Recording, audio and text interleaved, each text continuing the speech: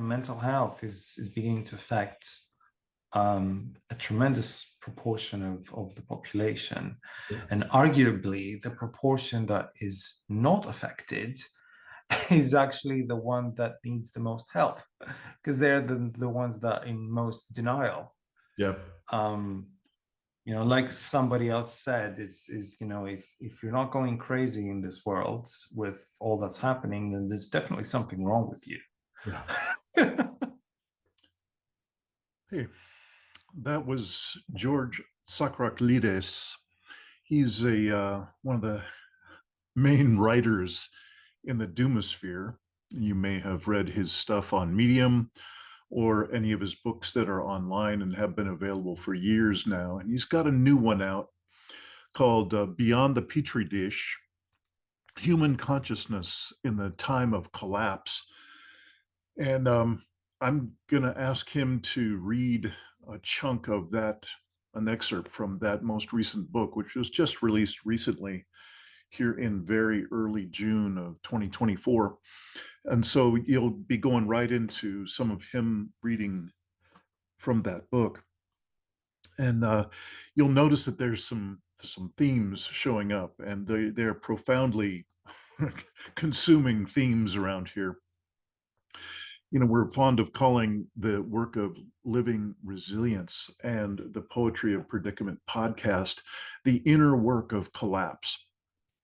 And this year and well into 2025, we're refining our main theme and focus, not just the inner work of collapse, but particularly how do we redefine mental health in a time of literal insanity in our world. It is pretty clear to me and many of us here in the Living Resilience and end of the house that we are on a self-terminating track that we have created as a global culture, and particularly with the United States being at the helm of that self-terminating track for quite some time now. And so we're going to be sounding all the available resources that we can find that are new and current, and addressing how do we shift, change, redefine mental health and the services available to people who are in need of support and resources in this insane time. And so that's going to be our main focus. And here we're starting with George Tsakraklides, one of the leading authors in the more sober data side of the reportage about collapse up till now. And he's always included aspects of psychology and personal development and human development. But I think you're going to find he's on a real deep dive into exactly what we're talking about when we're talking about the inner work of collapse, and we're talking about redefining mental health and mental health services and support in these times. So let's go into George Tsakraklides reading from his most recent book. And off we go into episode 1 of perhaps a year or more of special focus on mental health in a time of collapse. Some of the greatest minds in humans were actually not very intelligent. They didn't have impressive fast computation powers. They didn't have talents they could showcase in a circus. They had no noteworthy leadership, communication, or self-management skills. And they certainly were not aggressively driven. But they were awake, more awake than few humans had ever been. They were able to observe better, expand their perceptual horizons, and see beyond the tiny, impenetrable glass sphere of their daily existence, where they live, who they need to answer to, and all the tasks they need to undertake as part of the time. These rare, awake individuals saw beyond the confines of the human bubble which burdens us with transactions, obligations, and oppressive, absurd beliefs and cultural norms, which never stand the test of time. They were able to remove the filter of culture, deem it irrelevant, and access that which does not succumb to time, the eternal, the objective, that which transcends not only time and space, but existence itself. They dared to use their mind to exit their body altogether, hover above themselves as if in an out-of-body experience, and see how the universe sees them.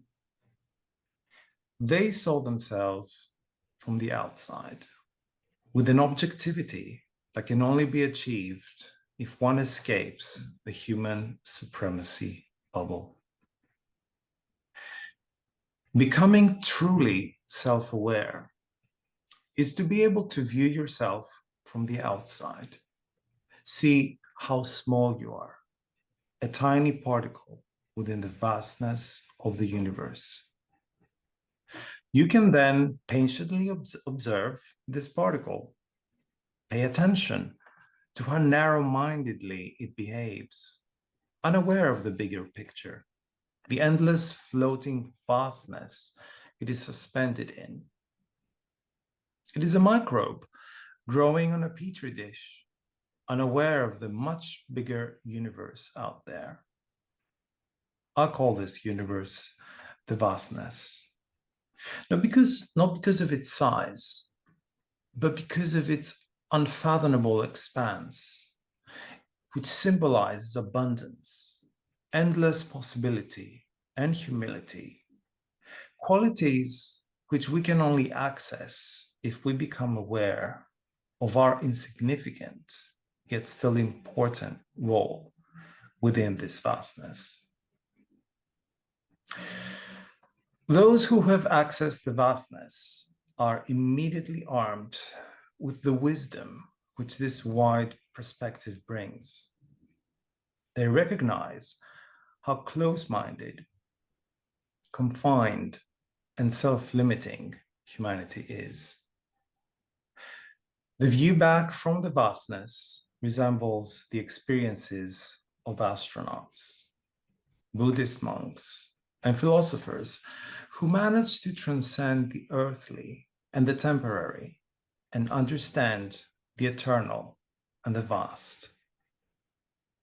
This type of insight is crucial to a species which is confined to its old habits, unable to do anything else but destroy itself and its planet. The time to get unstuck has all but run out. The objective of self-awareness is to reach a state of consciousness, which I like to call the infinity state. When someone manages to view themselves from the vastness, it is unavoidable that they are now in touch with the universe and all its infinity. They can see beyond the petri dish as well as beyond their ego. The infinity state is a reunification process. The world of the self and the world of the vastness for a moment come together, look at each other, and realize that they are incomplete without each other. The vast becomes aware of the minuscule, and vice versa. The universe functions better when its members transcend their ego and awaken to the fact that they are part of a collective, of something bigger.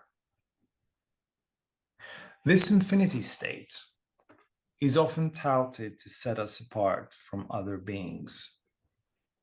Yet very seldom are we able to tap into its transcendent, big picture consciousness. The term self-aware is actually misleading and counterintuitive, as true self-awareness is about everything but the self. Words don't do justice to this incredibly expansive, selfless journey into the vastness, an experience which is beyond language. Self-awareness is not about us. It is about becoming aware of everything else and rediscovering ourselves through the objective eyes of the vastness. The insights from this experience are surprising. Although by itself humanity is hopelessly insignificant, our infinite connections to everything else within the vastness is a treasure all to itself, which we've been taking for granted. It is a treasure that we don't have to work for, steal, abuse, or even understand. It came with our hardware within us. The moment we came into existence, deep inside the vastness, when our very first molecules were still being assembled, deep inside the core stars, the core of stars, at more than 15 million degrees Celsius. Our significance, our actual value as a species lies not on who we are as an isolated particle in this universe, but in all the intricate and ancestral connections we have with the trillions of other beings, planets, chemical elements, and celestial bodies which surround us, and to which we are molecularly and spiritually inextricably linked. What makes neuron cells intelligent is not who they are as individual entities, but how many and how strong their connections are with all the other neurons. By connecting with each other in an almost infinite number of combinations, they are mirroring the vastness itself. And humanity is but one neuron cell within Earth's brain, the EarthNet of things.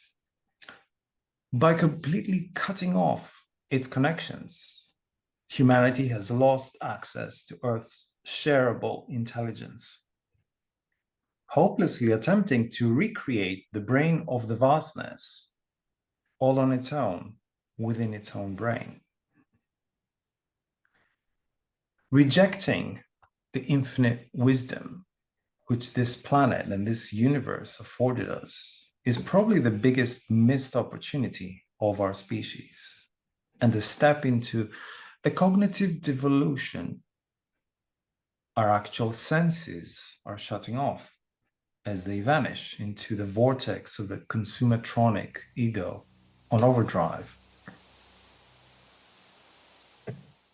Indicative of our loss of consciousness is our creation of some of the most toxic, inhospitable, ugly, and depressing places that imagination could capture. Only someone with severe mental dysfunction can create something as demented, poisonous, and soul-destroying as our cities, landfills, and industrial sites. If we can be this blind to beauty, we can only blame ourselves for the ugliest of endings. The biggest hurdle to reaching our infinity state is, of course, our ego. The ego is a hallucination of ourselves, a mirage. It pretends to represent us when actually it represents a very small part of us, defined by our present situation, our time and space coordinates. But we are eternal and omnipresent, like the universe. Our infinity state resides only in the vastness, above all the hustle and bustle of the daily life. We used to have access to the vastness when we lived close to nature, close to our infinite connections with the natural world. Our myopic civilization severed these connections and strengthened our ego as a defense towards nature itself, towards the vastness.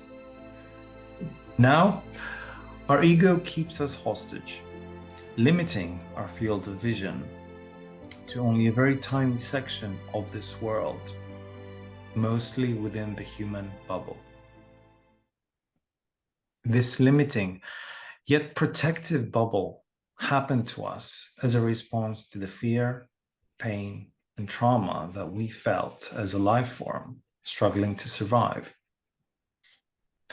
Rather than processing this trauma, we externalized it by lashing out at nature and other humans.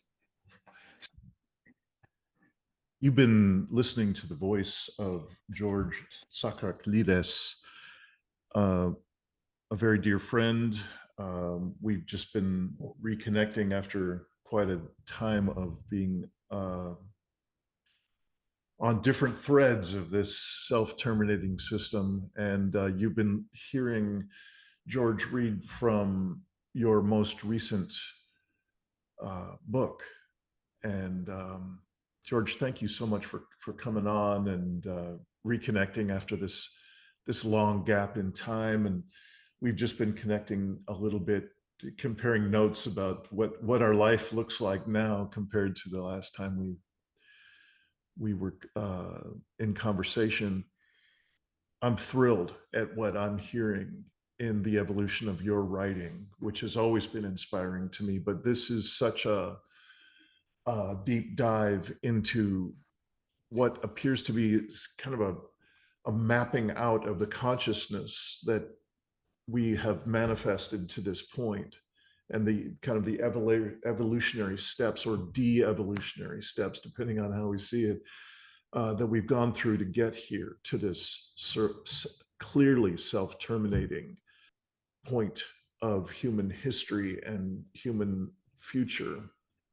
One thing that we've been talking about here in this reconnection time, this particular May of 2024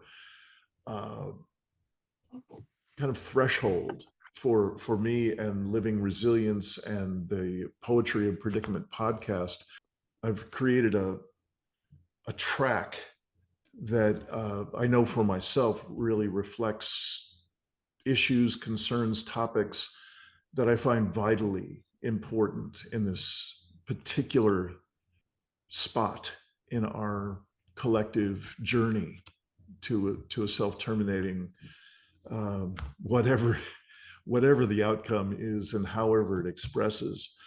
So George, I just want to officially thank you for connecting up for this conversation and what sounds like your interest in possibly joining me and us through what will be, I think, a quite promising and rich conversation over the next, I don't know, year or two, and we'll, hopefully be able to check in with you on a regular basis and have you be one of the voices that is being woven together in this exploration of the inner work of collapse, which is sort of the subtitle of this work of Living Resilience and the Poetry of Predicament. So George, thank you for reading to us from this most recent book, which I think you were just saying it is literally just out in this week or something. So you can correct me. That is correct. Yes. And and so I'm hoping this again will be just the first of many times we get together, and each time we're conjuring themes that could help hopefully rein us both in, because we could talk endlessly about this, the terrain that you cover in the way you do and the terrain that I cover in the way that I do. There's so much overlap that we literally could do multiple hours every time we get together. So we can hopefully rein ourselves in each time we get together. I would very much appreciate if you would newly introduce yourself and how your life circumstances have shifted since we last talked, and how that has influenced possibly what your writing is saying, and how your experience of being alive in these excruciating, I call it the fire hose to the face of too much content coming at us all the time and keeping us in quite intentionally off center, both individually and collectively.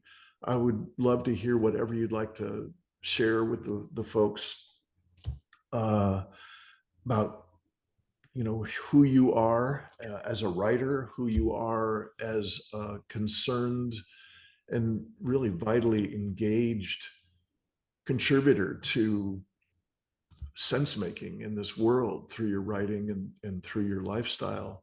I'm wondering if you would introduce yourself and let us know where you're living, how you're living, how you feel about the evolution of your writing.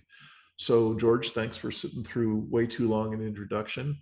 It is so great to have you here again. And would you tell us a little bit about who you are and what got you here? Ooh. Okay, this is like the kind of meet someone at the bar, give me 5 bullet points about yourself. I'm not going to stress out, so I'm going to keep it really short. I hate talking about myself, and you've already made me read one of my essays, which I've never done, so I'm going to get you for that someday. But basically, I write books. I write books about self-destruction and all the contradictions of human civilization, which are now coming to a culmination. Basically, we've come to the point after thousands and thousands and thousands of years where we are finally paying our debts to this planet that are very, very long overdue. So it's quite a, we are living in, what were the chances that you and I would be living in this one generation where basically the, what hits the fan? But we are living in that generation and it is hitting the fan. And that's the reason why I've been preoccupied with it for quite a few years now. And my background is in the sciences, so I have exposure to both the sciences and the humanities in some sense. I guess my journey into writing came, as with many writers, from my own personal experiences working in this abusive capitalistic system. I had a high-paying job. I was working in marketing. I was living the kind of decadent life, and there came a point where I found myself exploited by that very system, which is something that happens to everyone who's living that life, and they don't realize it. And then they suddenly realize it, that, you know what, I'm making this money, but I'm unhappy and I'm paying all these bills and I'm breathing pollution and I've got all kinds of psychotic people around me that I'm working with. And it's just like, how did I get myself to this place? And it's just getting worse and worse and worse. So I was just explaining to Dean how I had this sort of double life of using my writing as a therapy, as almost like a personal therapy, Yeah. to understand my place in this capitalistic society, and how do I find a way to function in it. And I guess the long story short is that there is no way of functioning in it.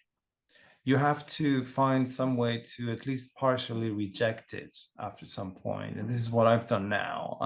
I've slashed my bills and living a very minimal existence, but a very happy one, in the sense that I'm close to nature. I'm able to do sports. I'm able to spend time with the things that matter for me, which is my writing and, interacting with people like Dean, and just, living each day of my life, learning something, rather than having this, career where you wake up the next day and you're 75 and you just realize, oops, how did that happen? Mm-hmm. So That's me in a nutshell. Yeah, I write books that I would like to think help people, but don't expect this to be a self-help sort of kind of genre, because for those that know me, I am very to know, there was a Greek philosopher that had this method of starting from the really, really difficult issues and dilemmas to really shock the system. And I think that, as we talk, I'm sure at some point about trauma and our our inability collectively as a civilization to deal with our trauma, that we do need to revisit it. That's really the first step. And to do that, you need that shock. You need to realize the big lie that this entire civilization and economic system is living. Our entire civilization considers nature and ecology and the climate and weather as an externality that it should not be costing for, it should not be accounting for, although it is living in it. So, the craziness and the madness of it all is really down to our culture and the culture that we created over thousands and thousands of years, which I refer to as the human supremacy bubble. It's all these narratives that we've created that it's all going to be okay and we're smart and we're not even animals and we're just amazing and we're going to find solutions and technologies and it's all going to go away. It's not going away. Yeah. Yeah. Well, thank you so much for piercing through what might have been a membrane of resistance to read your own writing. I love hearing you reading your own writing. And I don't pretend to be anything remotely the writer you are, but I can't help but think that there's so much overlap in my own book, The Impossible Conversation, from 2015, 2017 is when I released that. And there are so many nodes of similarity or nodes of almost identical points to be made in so many of your books and essays and so on, and my own clumsy first attempt at writing. And it comes down to there's a book title from back in the 70s, I think. M. Scott Peck, as a psychologist, wrote The People of the Lie. And as just a little bit further than where you stopped reading your own writing here, you talk at length about our deep and disturbing ability to lie to ourselves and to found our entire culture, global self-terminating culture, on the lies, that without those lies, the self-terminating nature of us would not be present. They're actually the inner workings. They are the skeletal frame underneath that's somehow keeping this self-terminating thing in place. And again, just your way of describing that that foundation of lies is extraordinary. Look forward to us in the progression of these conversations to be able to explore how we speak to ourselves about our condition, how we speak to ourselves about what truly motivates us. And it is so obviously toxic, so obviously self-terminating. And yet we go on as if, no, this is the reality. There's a way in which you particularly put that into words that I appreciate.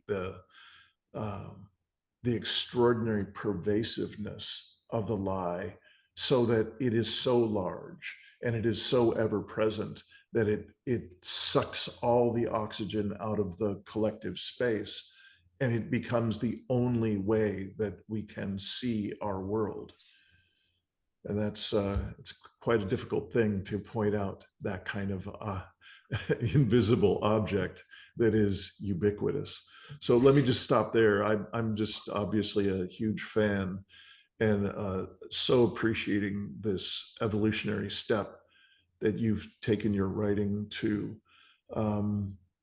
Anything you want to share about how it feels from your perspective to be offering us out this particular book at this time?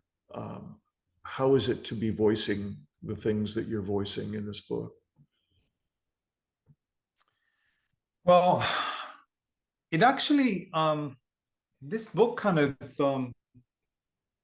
is in many ways a combination of ideas and things that I've been working on for, at least 4 or 5 years. But at the same time, it's quite recent in the sense that the reason I started writing this book,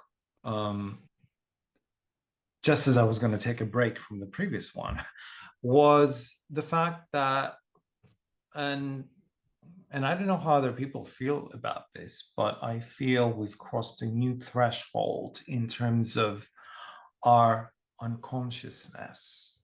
So I think it's only the last really couple of years that the incidence of the droughts and the floods has just really become apocalyptic as an everyday sort of phenomenon. Yet you're not seeing this huge silence in the media.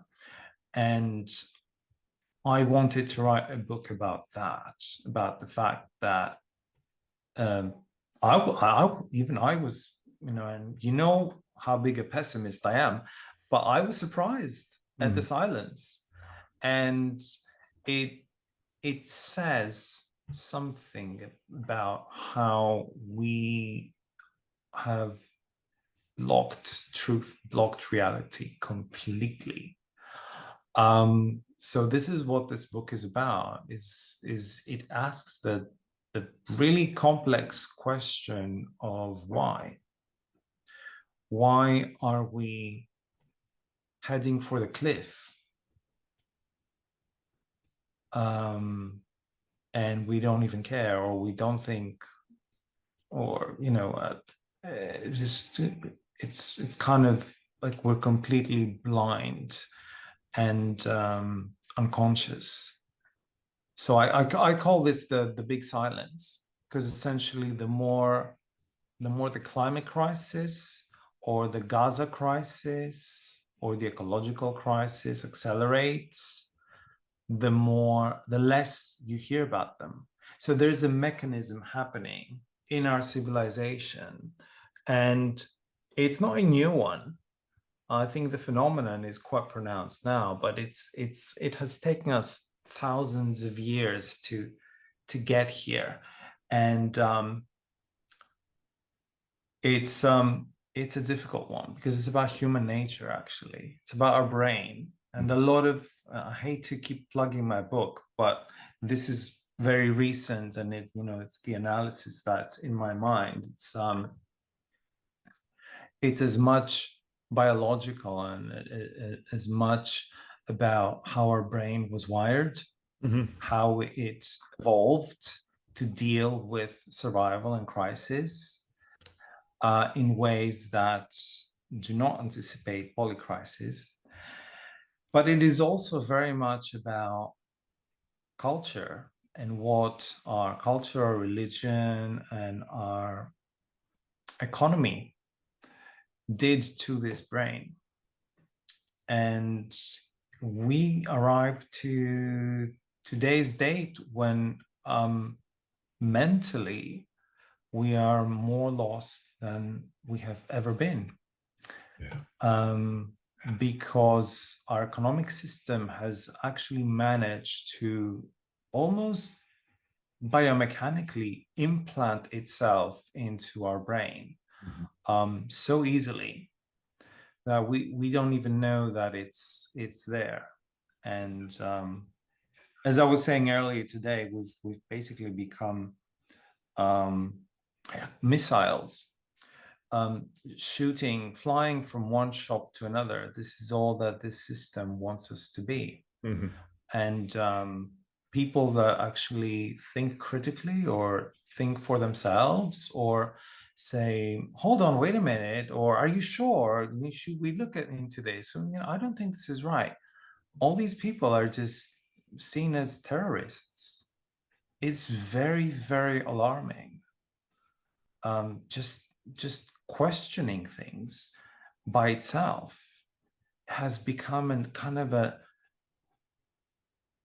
an extreme form of violence to many people. Mm-hmm. And it's because our system and our society and our corporations, which are very much responsible for a lot of our social traits. I think that a lot of our culture originates in the corporatocracy, and it filters itself into our personal life eventually.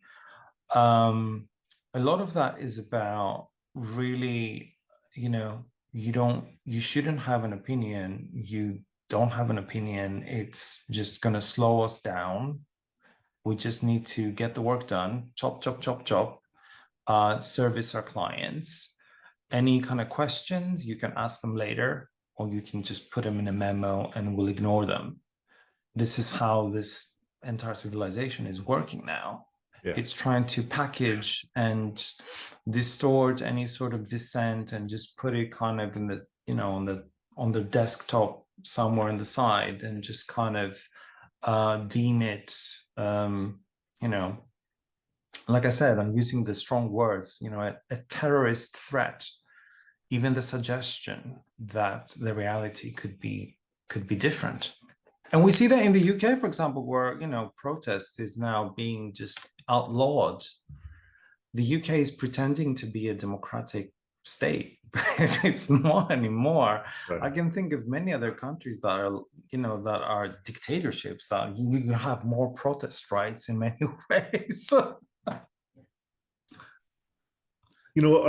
There's a little piece of what you read and also what you've just said that I want to use as an excuse to speak about some of the potential themes that we're going to touch into as the months unfold here. Particularly, there's a way in which this culture has we've normalized a lack of metabolizing in a good way in our individual and collective systems. We've normalized the forfeiting of real metabolizing of human experience. Let me say that in a different way. It seems like we're pointing at, so far, one of the words that you mentioned in what you read was the existence of trauma in our individual and shared experience in our bodies and in our collective body. And trauma is just one of a handful of essential elements of the human experience that we have basically been deprogrammed from. We've had the ability to truly metabolize these in a good way in our experience. We've had that ability taken away, or we've forfeited our ability to truly metabolize, for instance, trauma. So if we have an ever-growing layer upon layer of traumatic sediment, if you will, in our systems, more and more of that unmetabolized trauma, we had become less and less able to be the authors of our experience, have authentic experience, which includes at its core our ability to relate. to other people, to our own deeper self, to the earth. So that's just one topic that I'm wagering that you and I will spend some time on in this series of conversations. Let me just mention a couple of others, and perhaps you have some to add to the list as well. In addition to trauma not being metabolized in our systems and playing its mischief by just being this toxic sediment in our experience, we also do not metabolize, particularly in Western world and the USA, perhaps the UK as well. We don't metabolize grief. We don't experience grief. We don't acknowledge the existence of grief at scale, or really at even the most personal level. It's the vast majority of us are trained to stay at least at arm's length from grief, if not further. And so that, again, a toxic sediment layer by layer can start to accumulate, making us less and less functional as truly human beings. If we have no ability to grieve our losses, to be able to truly express the love that we have for life itself and any aspect of that life that we have loved and then lost, if we have forfeited our ability to metabolize that grieving, and particularly we have disavowed in these Western cultures the ability to grieve together, which thanks to some extraordinary mentors in my life around the metabolizing of grief, Francis Weller, Malidoma, and Sobonfu Somé, remarkable people who have brought from a number of cultures, particularly in West Africa, that I'm aware of in any case. The Dagra tribe, for instance, in Burkina Faso and so on. There is such a rich culture of inviting and celebrating our ability to grieve that which we love and that's which we have lost, and to keep like a hygiene, a spiritual and grieving hygiene between us, so that we can... Grief is, I mean, to me, it's one of the stages of dealing with trauma, isn't it? And it's probably one of the later stages, I would think, because grief is when you it's almost like a happy stage to me, because that's when you're able to almost begin to come to peace with things. But I mean, the issue with humanity at the moment is it's not even aware of how traumatized it is. We've become this big sort of onion. So every time there's a trauma, there's another layer formed, which is a technology or some kind of other fix that culture or society creates to pave over the trauma. And I talk about this quite often, especially in terms of the Industrial Revolution. I guess maybe because historically I'm closer as a generation to the industrial, post-industrial sort of time in our history, and I can hear stories from my grandparents and parents about the things that they lost when they moved from the villages to the cities and things like that, and how we always look in the positives of technology rather than the negatives.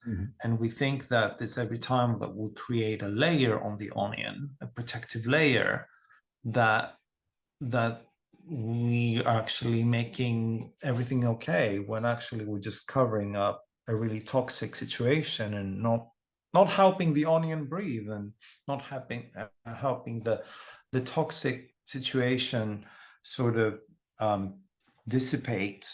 So yeah, I'm all about that discussion. It's a huge topic, and I do think that Really, it's actually at the center of everything.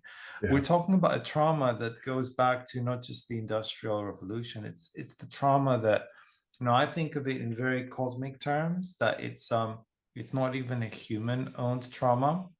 It's the trauma that every organism on this planet, we have 10 million species, each organism has to face hunger, Hmm. extinction, losing its life by accident could happen right now. And we have to somehow live through that and process it. And the way that we live through that is we don't process it as humans. Hmm. We've lost the ability to be able to do that. So we have, you have consumerism, all kinds of distractions um, that put our minds at ease so that we don't have to think about Yeah. death, which is to me that is the ultimate trauma. And humanity's relationship with death, to me, is very interesting. It's a whole chapter for me, and I could, I could write a whole book about it at some point, because there's so many artists and musicians that are inspired by death. I'm very inspired by death because death is liberating. It's a very liberating feeling when you start exploring your own death and you come to peace with it, and you just feel incredibly peaceful. Whereas most humans today are going on these sort of binges, and even the destruction of the natural environment, to me, is a reaction to the unprocessed trauma of death. It's us trying to make ourselves feel invincible. The more things that we kill out in nature, the more we feel that we are defeating death, that we are kind of like the survivors by Hmm. killing other Hmm. things. So it just comes full circle, because Hmm. our denial of death ends up creating a death cult, which is what capitalism is. It's a complete, Yeah. it's the fast moving consumer goods. Everything needs to have an expiration date. Everything needs to die to be sold at the cheapest price, and then Mm. that allows the economy to manufacture more things that can be sold quickly and die quickly and expire quickly, so that, again, the cycle of death is just death all through, despite the fact that we've supposedly, are victorious over death.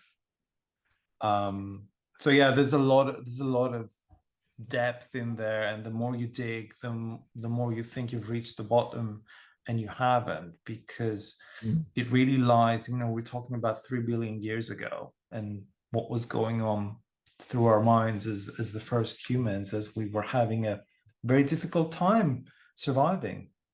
Mm. And so we created all these, narratives, including, there's some guy up in the sky who's gonna, you know, we're gonna die and we're gonna go to paradise. That's one way of dealing with death. But you're not really gonna die. You're just gonna go up there, and there's gonna be cakes, there's gonna be beers, anything you want, Dean. Yeah, yeah, right. Well, you've nudged into the next in my list of things we don't metabolize well, things we have not come to any sort of realization within our individual or collective systems. Um, Another element that we don't metabolize well is our own shadow. Again, individual or collective shadow. And for those who might not be familiar with that term and its roots, I speak primarily from the roots that Carl Jung unfolded in his long and remarkable career, about the aspects of ourselves that we want to deny or suppress, or have somehow be invisible to the people we care about in the world. We don't want any part of that shadow dynamic or those shadow elements to be visible by anybody else. So we have this illusion that we can shove them away out of the public view. But what is clearly the case is that anything we treat like that, any aspect of ourselves that we shove into that unconscious, darker, and allegedly less visible space, will express itself. And it will express itself in more and more twisted ways as it's suffering from not being integrated, not being really accepted into the fold that is our natural, birthright of expression that includes some shadow elements. And so we seem to be collectively unaware that that is not a good thing to do. And that the consequences of behaving that way with our own shadows is truly at the core of the self-terminating nature of what we've created.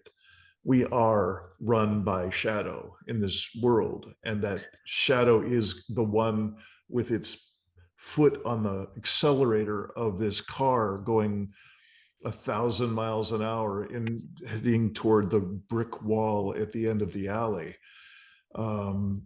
We are shadow driven. So just wanted to mention these few elements that seem like cornerstones to what you write about and what I'm intending to call the inner work of collapse. What's ironic is that it's not like we've never grappled with these issues before. There's been some glorious wisdom traditions, some glorious writing, some glorious thought leaders throughout the millennia that have helped us find a far more, I don't like using this word, but I don't know a better one at this point, kind of a spiritual hygiene that we can orient ourselves toward, to be able to learn together how to metabolize these essential elements. And until we do, we are destined to manifest this self-terminating track. Yeah, I really resonate with this last topic. I'm very glad that that's going to be on the agenda. This sort of split personality that everyone has. And that is, again, that's a response, an unhealthy response to trauma, and by many psychologists, I believe that trauma is defined as a splitting of the self, right? Because when you're traumatized and you have your true self, somewhere is still in there because that never goes away. And then you have this fake self that you create that deals with the trauma. And usually it's the self that is lying, that is creating all sort of narratives. So, for example, in our capitalistic society, each and every one of us has to create a self that is, successful, driven, all these things that we're supposed to be, good looking, all these things. We create this other personality that is not the personality that people see when we're alone. It's different, and it's become quite pronounced in the last few decades with the advent of the social media, where you have, your online avatar versus who you really are. And, we know that that's leading to a lot of psychological complications and, mental disorders. And this is because the splitting of the self is not unhealthy. It takes a lot of energy to keep track of having these different personalities. And like you say, at the end of the day, the one that's not being expressed is going to revolt. So this is now happening, I think, to all of humanity. And like you said, this is not a new concept. This has been explored by psychologists for probably 100 years back, but it was limited to a clinical setting. It was limited to what we call patients. These are sick people that have split personalities. No, it's actually every single human being today. And that's why so many people are having burnouts and giving up their jobs, or not knowing whether they should or should not give up. They're just completely confused because Yeah. they don't have an anchor, because they're split. Yeah. They're split down the middle, or sometimes split across three lines. You can take, minorities. So, minorities have a third sort of split, which is, my minority self and the kind of white person that I have to be, or the straight person that I have to be. So you can be split in ever so many different directions and ways. And of course that becomes even more complicated, and your trauma becomes even more unprocessable, the more you spend more of your time in these personalities versus your own personality.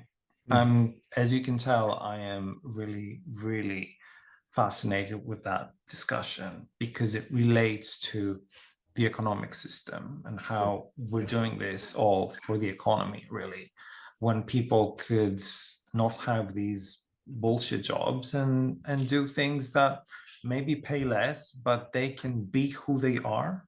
They can Yeah. be one person instead of two or three or four. I don't know if that's possible. Yeah. I guess, you know, being a parent. I mean, let's face it. I'm tired of hearing parents tell me that they don't want to be parents. Why did you have kids? Yeah. Now you've split yourself, your personality, into two more people. The person that loves their kids and has to pretend that they love their kids because society and their parents wanted them to have kids, and their grandparents were asking for grandchildren. And Yeah. then the person that actually is not so much into kids, but is completely ashamed to admit that. So, we can go on and on about all these false narratives that society creates, and it ends up splitting our personalities in ever so many ways, that to the point that we just don't know who we are, really. Yep. George, one last piece that I'd like to mention as a potential theme for us in many of these conversations. I just know that this is part of the neighborhood you truck in, and it's very much the same for me. And that is, what is mental health now? As we're facing this self-terminating global culture, what is it to discover, start to curate, start to engage with in a sincere way at whatever level is right for a human being to engage with it? How would we define robust mental health in these times? It's a conversation, it's a question, it's an inquiry that I find disturbingly not explored much in our world. And so I'm planting this as a central theme in these months or possibly years that will continue this conversation, these conversations. And I think I just want to make a brief mention of some of the other threads, the other voices that are going to be joining us in these conversations over time. There are two books coming out this year. One of them in June that I'm thinking about. We have a little book club here in Living Resilience, and I'm thinking about having the focus of our book club starting in June to be an edited volume by Steffi Bednarek, who's quite a well-known therapist, trauma therapist, and facilitator of group work in the UK. And she's put together some extraordinary voices, from Thomas Hubel, who wrote the foreword for the book itself, to Bayo Kamalafe, and one of my mentors in the grief and soul work dimensions. A man named Francis Weller, whom I have deep respect for, and then a number of other therapists or space holders or facilitators of alternative therapeutic offerings in the world have contributed to this book. And so I think it will be an important reference point for you and me, and for these other folks that are going to be showing up in this series. So there's that one, and I'll be happy to put out all the information about how to get in touch with that book, and the book club if any of the viewers are interested in. I just want to make one note. Yeah. What I find often that sometimes there's a rush, and I'm not talking about you, but I'm talking about the risks in these conversations and this is very much a very kind of Western society point of view of healing and fixing things. And to your question about what is mental health today, I can, where I am at this moment is that I don't feel, because I get asked that quite a bit as an author who is delving into trauma and death and being collapse aware and being aware of the environmental crisis. And people tell me, how do you deal with it personally? How do you survive? How do you get up? And I get these questions all the time. And I'd like to, bring to mind someone who's just being bombed every day in Gaza. Now, you don't have to go far. I think we have the luxury of being able to kind of sit in our chairs on Zoom meetings and kind of think of like, oh my God, how do I deal with it? How do I arrive to that healthy kind of state? And it's not so much a healthy state that you want to arrive to. It's a real state, which is basically processing reality. The best way to heal, and again, I don't like the word heal because I don't think it's healing. Life is about feeling the pain and feeling the joy. And there's people in war-torn regions that have no choice, and they are going through the most difficult existential moments in their lives. They are probably doing much better than you and me right now in terms of philosophy and therapy, because they're being forced into a situation where they are looking at the trauma of existence and of death head on, and you just become so pragmatic. You become so, it is what it is. I might die tonight while I'm sleeping. That is a way of processing things. So yeah, I'm just wanted to make that footnote. That that's where I'm coming from in terms of what else. There's another thing that I wrote lately as I was trying to express this, which was about, and this is actually in the book as well, there's a chapter about toxic positivity and wanting things to improve. And I think that our civilization, our situation, our level of awareness would be so much better, so much more positive and joyous if we spend more time catastrophizing, thinking of the worst, and thinking, how would I feel if I was being bombed? How would I feel if I was facing the worst?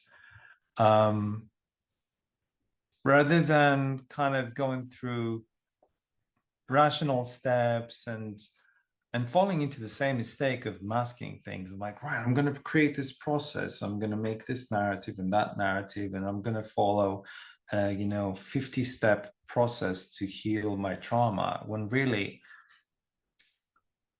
it's not a 50-step process. Even if you make it a 500-step process,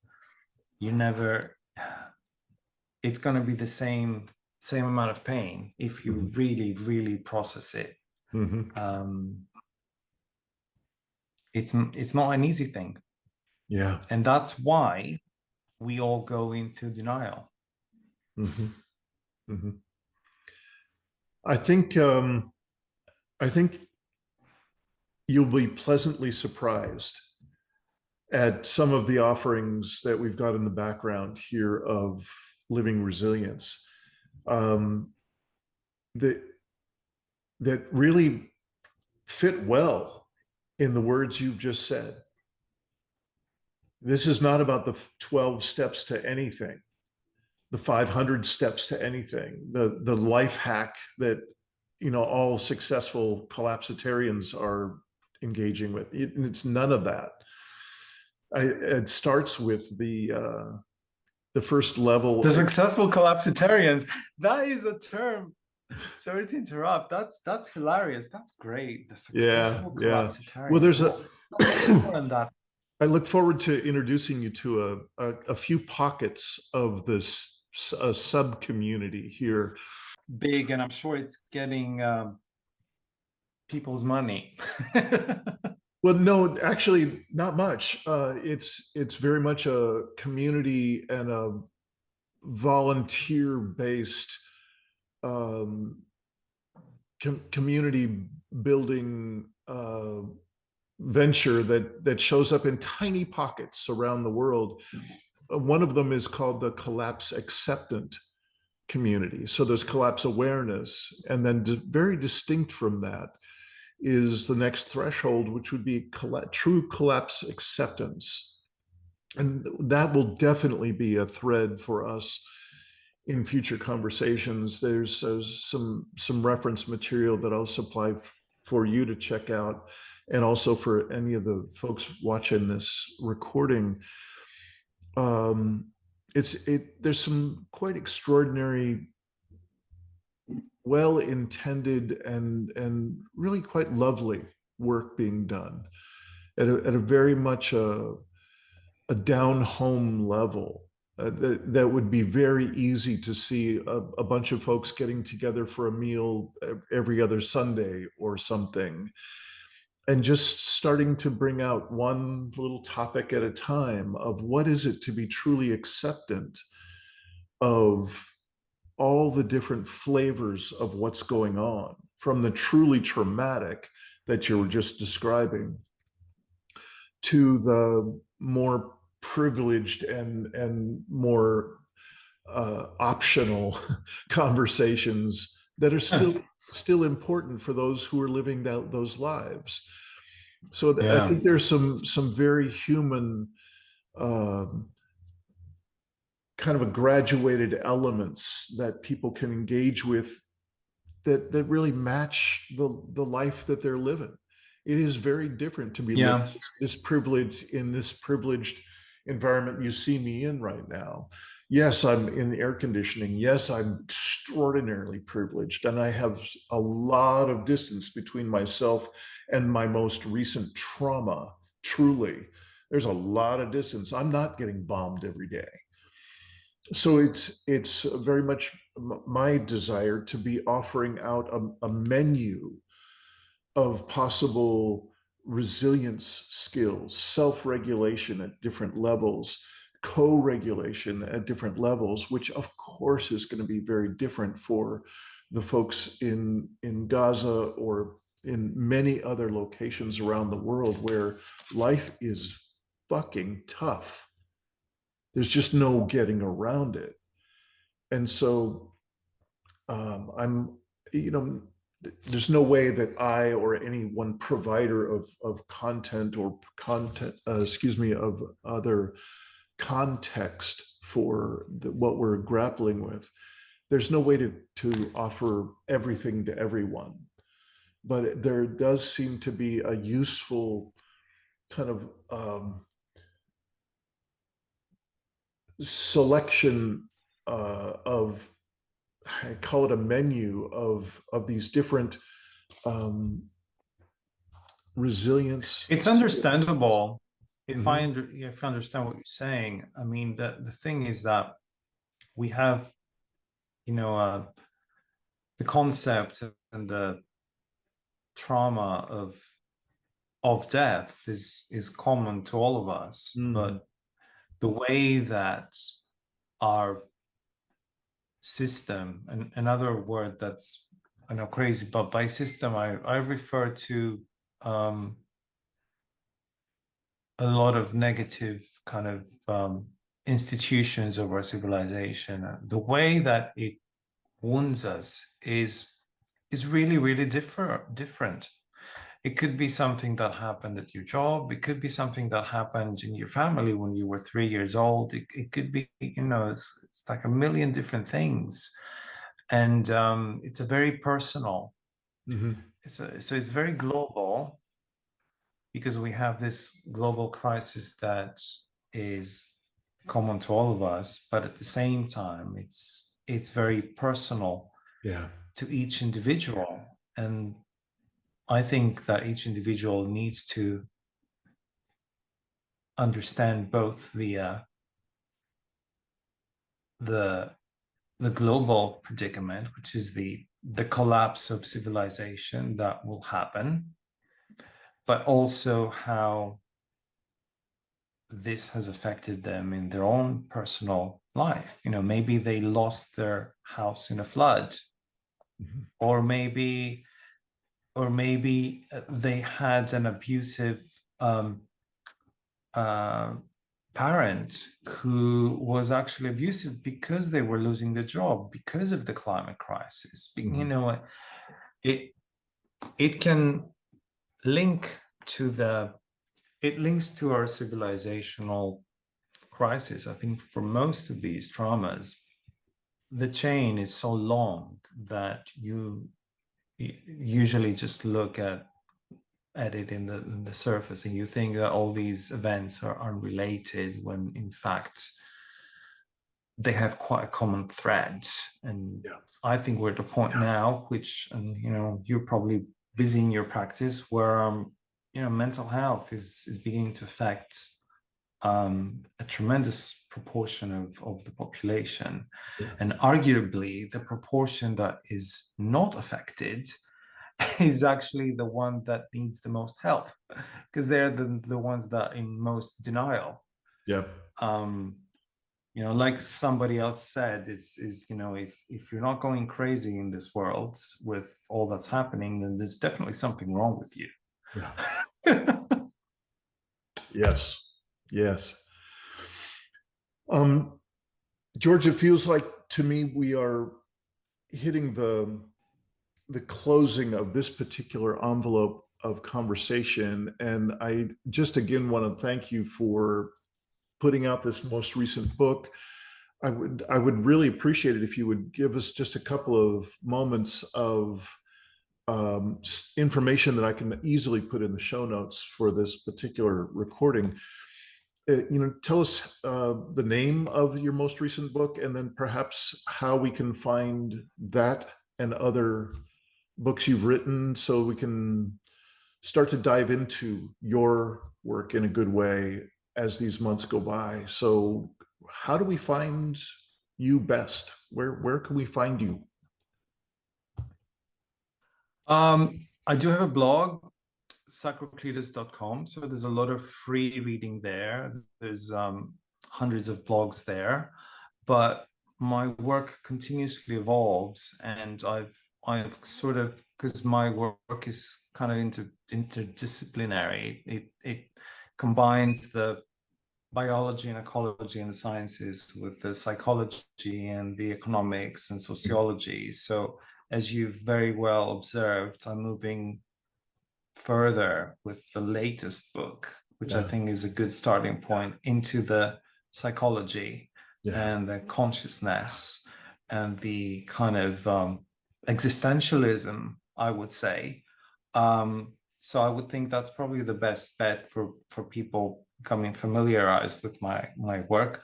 I would give maybe two books. The Unhappiness Machine is an easy one to read. It just talks about the civilizational lie of capitalism and all the kind of myths that our system has created. So it just kind of debunks those myths one by one in very kind of short-ish essays. But the latest book, which came out literally yesterday, all of these are available on Amazon, by the way, is called Beyond the Petri Dish. The title is about being able to see above everything, really. So going beyond the petri dish civilization that we have, and being able to view things from the vastness that I was talking about. Right on.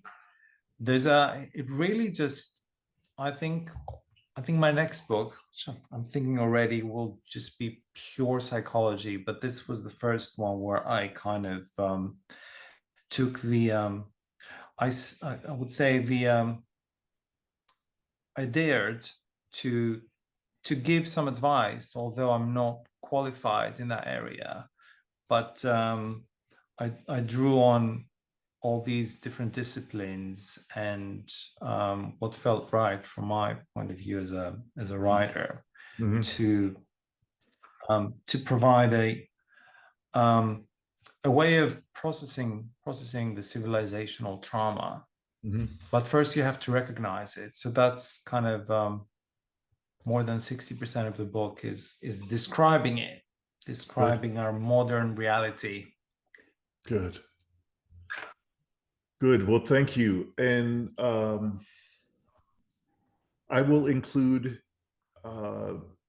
the blog you mentioned and accessing this most recent book, which of course will then give anyone who wants to deep dive into your other previous books, they're going to be able to follow those threads from those two locations.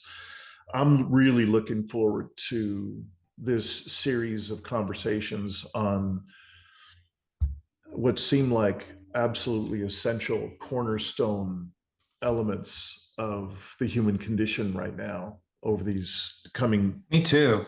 Yeah. And you might not know this, but you have actually influenced me over, our conversations have, there's elements that have gone into my books and into my thinking. So, this is very, very beneficial. And I'm really glad that you've contacted me at this point in time, because Yeah. I want to be exchanging ideas with exactly the type of people like you. I'm really, really intrigued. Yeah. Well, George, I'm thrilled that you're interested in being a part of these threads woven together, these voices woven together over the coming months. I got some people that I think you're going to want to meet. I think y'all going to love one another. I'm very excited. Yeah, there's some remarkable voices, particularly there's some journalists that are extraordinarily aware, and they're aware of the lies that are foundational to everything that calls itself journalism these days. They're very. We need journalists. Yeah, and so these folks are trying to dig their way out of that swamp, and then doing it as consciously and as heartfully as possible. So I'm looking forward to introducing y'all to each other. So thank you so much again for our previous conversations, and now to this new chapter that you're living out and I'm stepping into. These are both extraordinary. We'll be exchanging notes. Oh man, I got some for you. I have some of the best news going on in my life that has happened in years.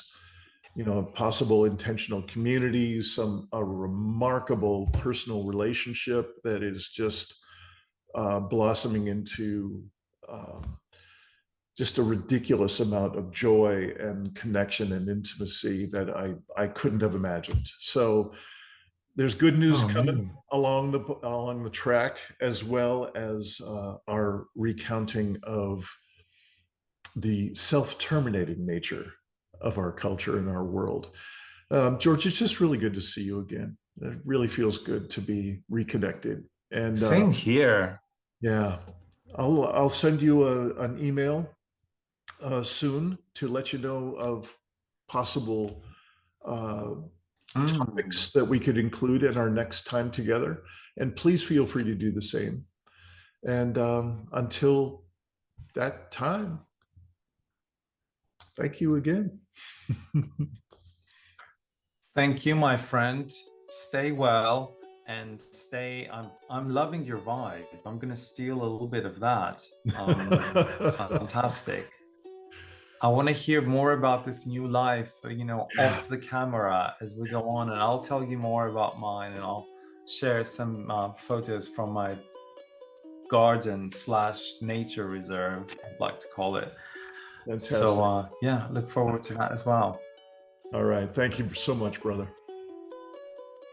Thank you. Thank you for joining us in another episode of the Poetry of Predicament. This podcast is produced by Dean Walker and the Living Resilience Alliance. Living Resilience exists to offer transformative support and resources to the Collapse-Aware and Collapse-Acceptant communities around the world. Our sole purpose is to curate and offer coaching, support groups, courses, and events that assist people in expanding their core skills, competencies, and capacities for facing a troubled, predicament-laden, yet still ineffably miraculous world.